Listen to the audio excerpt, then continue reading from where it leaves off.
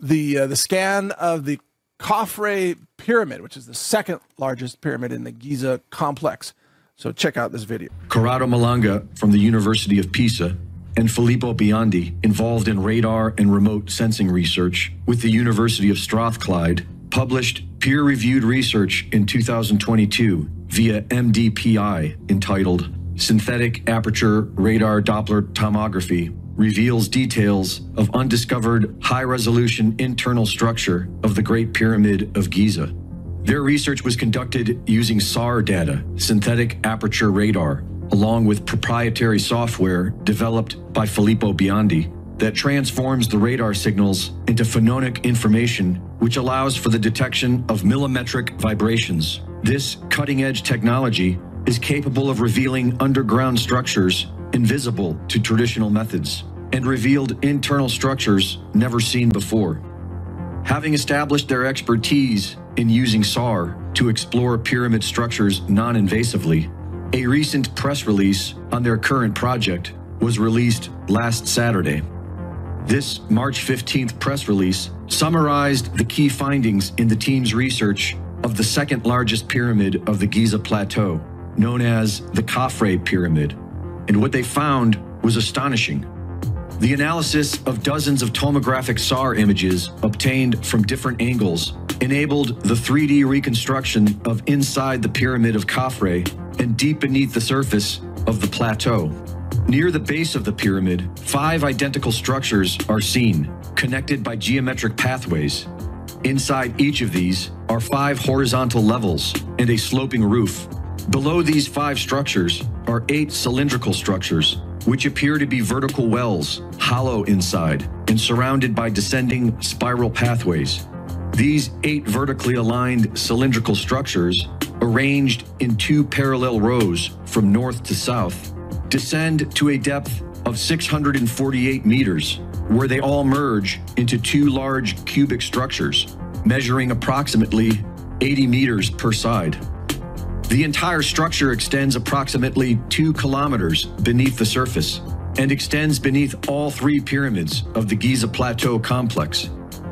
Mainstream Egyptology tells us that the Giza pyramids were tombs for pharaohs Khufu, Khafre, and Menkaure, and that they were built around 2500 BC using ramps, sledges, and levers. But the redundant mathematics in their construction, which include pi, the golden ratio, and the speed of light, along with the testimony of today's expert architects, suggests that the official story does not hold up. The massive underground structure revealed by the recent SAR data shows what appears to be a mechanical or functional system, and this has been hypothesized in the past. Nikola Tesla believed that the pyramids could harness Earth's natural frequencies. This arguably inspired his experiments in wireless energy transmission and scalar waves. In the Giza power plant, Christopher Dunn argued that the Great Pyramid was a power-generating machine using resonant and acoustic forces to convert mechanical stress into electricity. In the Giza Death Star, Joseph Farrell proposed that the Great Pyramid of Giza was a weapon of mass destruction using a type of physics that he calls paleophysics to focus energy as a scalar weapon. The cylindrical wells could be conduits for energy or sound waves, and the cubic structures might serve as energy storage or stabilization units, akin to components in a large-scale weapon or generator. And the detection of vibrations in the pyramid's internal structures reflects all of these ideas. The Khafre project hopes to plan an excavation in order to discover more about this underground structure, but history shows that this will be very difficult to get approval for. Greg Reese reporting. All right, so this is a game changer about the history of our world and about the cosmos. And if you want to look at that study, the original study was published in 2022. And it's called Synthetic Aperture Radar Doppler Tomography Reveals Details of Undiscovered High-Resolution Internal Structure of the Great Pyramid of Giza.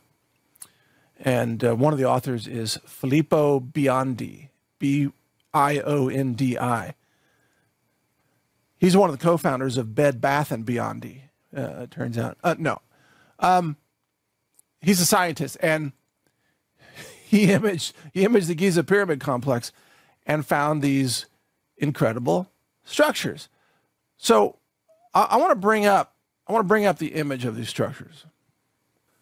So this frame from the video, now this is a 3D reconstruction from the tomography data. And understand that those yellow spirals are staircases that go, they circle around these columns which are the sort of the dark blue purple columns that extend down, apparently we're told, up to 600 meters below the pyramids. And then they hit these cubes, which are 80 meters on each side. And there's 2 of them, okay? So these massive cubes, like apparently hollow cubes, or maybe at one time they were filled with water, or maybe they're filled with water right now, but they are definitely cubes. You can imagine all the questions that this is bringing to mind. So in other words, the pyramids that you see on the surface are just the top of a massive, massive structure that goes down up to, there were other quotes in the video and in the paper, up to 2,000 meters, so 2 kilometers deep.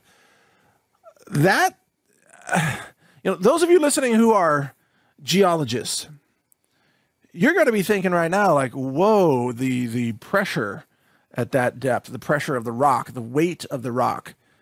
This isn't something that some third world country just, digs out of the ground with shovels, or even shovels and a bunch of slaves. You can't make this kind of stuff out of just clay. You know what I'm saying? No, it wouldn't last. But these structures are still there. And they're still there thousands of years. Who knows how many thousands of years beyond the date that anybody had a memory of what they were or where they came from.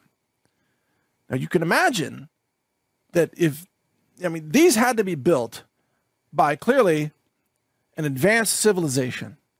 And there are only 2 answers to that. It's either an advanced prehistory human civilization or Earth-based civilization, or it's extraterrestrials.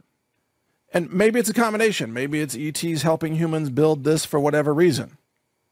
But this is not something that any modern country could even pull off. This is not within the realm of modern human capabilities. Even with the Boring Company and all the underground cities and everything, this structure, to my knowledge, even the modern day nations couldn't build this structure. Maybe there's some super secret technology that does allow them to do something close to this, but these structures have been there in Egypt for thousands of years. So somebody built this thousands of years ago, and it's still standing. So then that brings up the obvious question: what is its purpose? So you don't engineer this kind of structure for fun. This isn't a tourist attraction. Hey, walk in dizzying spirals up and down, like 500 flights of stairs to visit a deep underground buried cube. That's not the tourist attraction. This was engineered for a specific purpose. And there are a few obvious possibilities of what that could be. One, it could be an energy source or tapping into energy of the earth somehow. So maybe it's an energy generating device. 2, maybe it's an earth defense device. Maybe this can generate a giant beam or something out of the top of the pyramids. I don't know. Sounds like science fiction. But we don't know what this is. But maybe it was a giant planetary weapon that fired a giant laser beam into approaching alien ships or something. Who knows? Okay. Third thing, maybe it's a communications device that uses a lot of energy for some reason. Maybe it's some other, technology that we can't even fathom right now. Maybe it does transmutation. Maybe it does quantum computing of some kind in some weird way that we don't understand. I mean, it can't be just a deep well. If you were going to build a deep well, you wouldn't build 8 shafts to 2 giant cubes. You would just build 1 shaft because you could access all the water you need from the 1 shaft, right? You wouldn't build 8 columns down 600 meters or more because that would be a lot of extra work for a well. So it's something else. Don't tell Israel about this because they'll think that Hamas is hiding missiles down there and they'll bomb it to smithereens. Got them terrorists, didn't we? No, I'm kidding. I don't think they would bomb Egypt right now. They're too busy bombing Gaza and Lebanon. And Egypt might fight back. You know, that might happen anyway. But back to the Giza pyramids here. What do you think this is? I mean, clearly it's engineered. Clearly it's some kind of technology with a goal-oriented purpose that is not just collecting water. It's something else entirely. And given that it was built thousands of years ago, I ask you the question, is there any ancient human technology that you know of that could have constructed this? Even just to excavate all of this. What kind of technology existed thousands of years ago to drill a column down through the earth and to reinforce the walls as you're drilling? I mean, look, those of you who are in the petroleum business, you know that when you drill a well, and you drill deep wells like off the ocean rigs, you know, in the Gulf of America, when you're drilling those wells, you can't just keep drilling because they'll collapse on you. You have to reinforce them. And there are really complex methods for doing this. My basic understanding is that they drill a segment, and then they have a way of forming concrete or some kind of reinforcement around the perimeter of the well. And then that gets set, and then they go a little bit deeper, and then they reinforce that segment, and so on. And this continues until they get to their target depth, where hopefully they have oil or gas or whatever. But if you're drilling, I mean, these columns, let's see if these columns look like they're about 25 meters in diameter each. That's big. 25 meters in diameter each? So, I mean, what needs to go in there or come out of there that needs a 25-meter diameter hole in the ground? And why do you need 8 of them? And how do you reinforce those walls? See, if this could be excavated, you could go in there right now and look at the materials and try to figure out, like, what is this? Who engineered this? What's it made of? I highly doubt it's concrete, you know, even though the Romans used a form of concrete that they mixed with seawater because the minerals from seawater created extra strong elemental binding as the concrete cured. But the Romans didn't have rebar. They didn't really know about rebar reinforcement of the concrete. So they just used concrete by itself, which tended to be, you know, more brittle without the rebar. But again, they used seawater to make it stronger. But what's under the Giza pyramids here that can hold these columns together and prevent them from collapsing in upon themselves? Now, I'm not a geologist or a geological engineer, but I could ask AI here about what's the pressure of water at a depth of 600 meters. Now, this is probably different from the pressure of the ground. I don't know if it's higher or lower. I would think water pressure might be higher. I'm just guessing, but who knows? But at 600 meters, water pressure is 8,800 psi. You know, pounds per square inch. It says that's the equivalent to the weight of 50 Boeing 747 jets on a single person. So that kind of pressure, you know, what kind of materials existed thousands of years ago that could reinforce a column to resist that kind of pressure? And the reason this is relevant is because knowing that this structure exists now, we have to reach some conclusions that may be uncomfortable to some people. That we are not the first advanced civilization on this planet. it's pretty obvious there's an entire period of history that has been wiped from our history books. And some of this evidence seems to be found in interesting building structures all over the world as well. And there are certain structures on the buildings that look like they're energy gathering structures. And there are buildings even in the United States made of marble with exotic architecture and arches and so on that could not be built today. And you're wondering, like, who built these things? Was there a pre-civilization or was there an advanced civilization like not even that long ago that somehow disappeared and it's been wiped from our history books? And did that civilization build these giant columns under the pyramids going down to these giant cubes to build a giant machine of some kind that we don't know what it is? So there's a lot of discussion about this relatively recent civilization that vanished. And many people refer to it as Tartaria.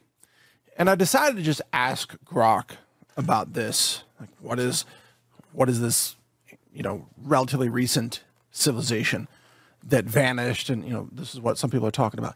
And so Grok, which is doing a little bit of an eye roll here, it says that Tartaria is a concept popularized in certain alternative history and conspiracy theory circles.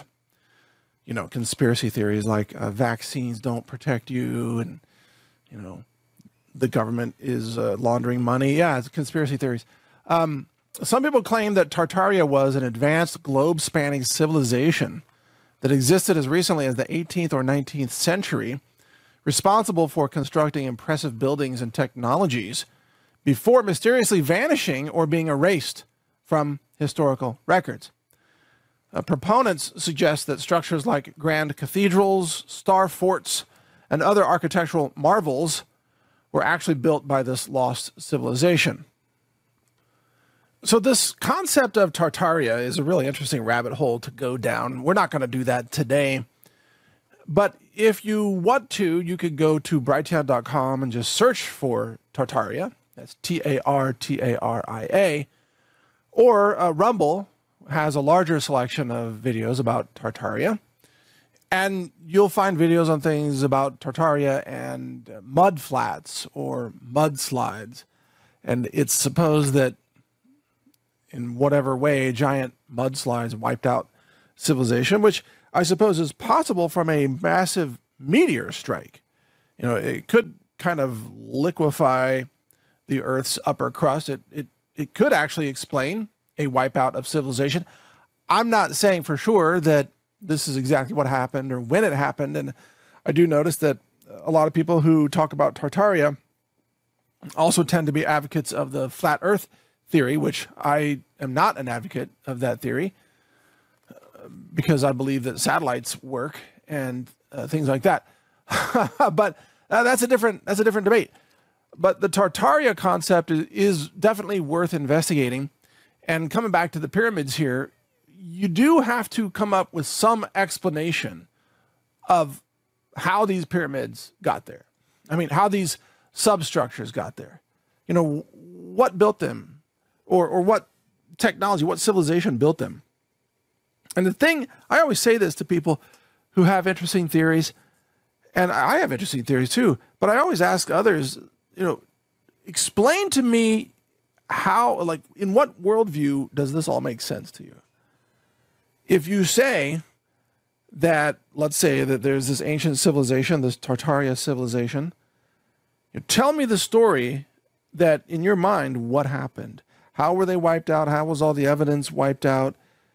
And they might say, well, all the evidence wasn't wiped out, and many of these buildings are left behind, and we're finding more and more ancient structures, etc., which is true. So they have to have a compelling internal dialogue of sorts, a narrative that makes sense. Well, I ask you, what narrative makes sense surrounding these Giza pyramids here with these substructures? Because the official version of Egyptian history is obviously complete BS. Obviously complete BS. And, the official version of the pyramids is that they're just built by slaves to honor ancient Egyptian kings or emperors or whatever the title is, and they were just tombs, okay? That's nonsense. We know that. They're not just tombs. There's much more to them. But now we have to figure out a new narrative that explains this. Are there ancient civilizations that lived on Mars? Were they interplanetary? Did they come to Earth? Did they transfer knowledge to Earthlings? There's a lot of evidence that that happened.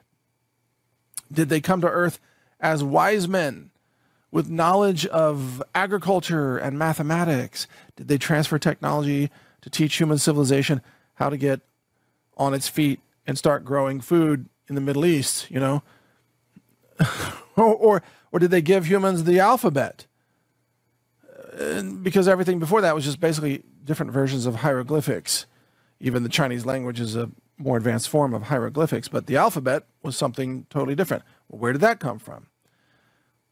Well, you know, traditional historians can say, well, it came from here, it was this year, but a lot of that seems to be, it doesn't really make sense.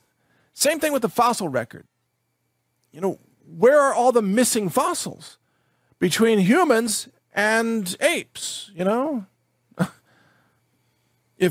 If humans evolved from these primates, then there should be a gradual transition in the fossil record where archaeologists can point to that and say, okay, you know, this year there were apes, and then here, like 2 million years later, it was like 10% closer to modern humans, and then here's more fossils halfway through, etc. It should be a gradual thing linking humans to apes, but that does not exist in the fossil record. Because the fossil record is, I mean, the official explanation of the fossil record is nonsense. Just like the official explanation of our own history is nonsense, or the official explanation of virology, or vaccine science, or even modern economics. It's all BS. It's all BS. Like, we are given frauds every day by the establishment, and we're told to believe this version of history where, you know, the ancient Egyptians, no, they didn't have advanced technology. They just had a bunch of slaves, and they used logs to roll giant, like 60-ton stone blocks up into the air thousands of meters somehow. And they did this just because the king wanted it done. And we're told just all this nonsense. And they don't admit that the Sphinx, for example, shows all this evidence of water erosion. Water erosion, which means that Egypt had to be in an area with high rainfall.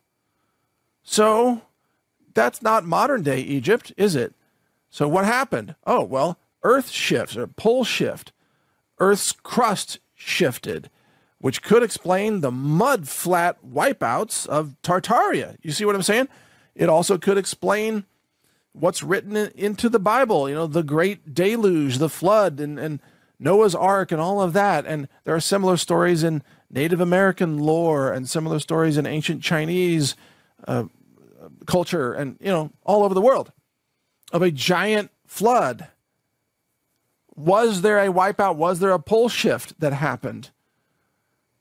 And was Egypt actually in a rainforest area, a lush area, before all of this happened, whatever this cataclysm was? See, these are questions we have to ask, and I don't claim to have the answer of a consistent narrative that explains all this. To me, these are mysteries. I don't know the answer. But what I do know is that the official answer is complete bunk. We are constantly lied to, obviously, by official sources. They don't want us to know where we came from. They don't want us to know our true history. And by the way, they can fake history. It's not that difficult. All they have to do is rewrite all the history books, and they know that after about 3, maybe 4 generations, nobody has any memory of anybody else who lived, you know, a century ago. Do you know anybody who lived a century ago? I mean, I had a grandmother that lived to 104. So at one point, yeah, she lived 4 years beyond the century. But there aren't very many people like that, are there? So there are a lot of mysteries here, and clearly we are being lied to about a lot of things. Well, I have a feeling that some very interesting disclosure is headed our way. I think that we're about to see some major revelations here. Now, you may recall we played a video of this book review a couple of weeks ago called Fingerprints of the Gods by Graham Hancock. And Graham Hancock knows that there's been a big cover-up about ancient civilizations. If you want to watch that video, go to brightlearn.ai. And no, I guess it's about 1 week ago is when we played that. And then we also played a book video called Children of the Matrix by David Icke.